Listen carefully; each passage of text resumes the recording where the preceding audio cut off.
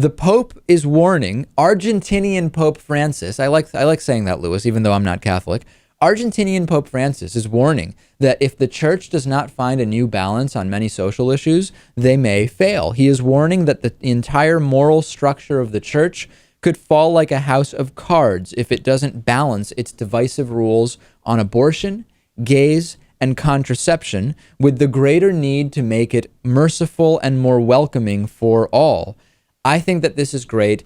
Every time that Pope Francis has made one of these supposedly groundbreaking statements, usually after the fact we find out, oh, there was this technicality where it really doesn't change much as far as what the church is doing, and there's this other thing that he did which kind of undoes the benefit of what we liked reporting on. But I think broadly that this is a good thing, not because I think all of a sudden the church is going to become this progressive place that stops sheltering pedophile priests and becomes a bastion of the progressive movement. Not because of that, but because the Catholic Church, for better or worse, has over 1 billion followers. There's over at least a billion Catholics in some degree of devoutness around the world.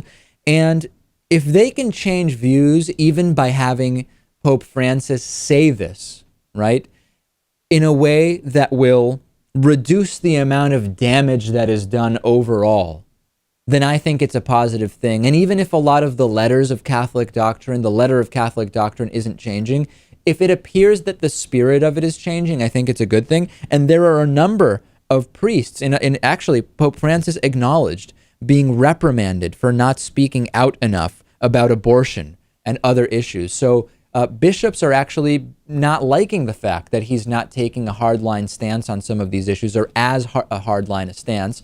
I think this is good. Yeah, I guess he may be a little bit more realistic about what's happening with the church. But if you ask me, this is a business decision.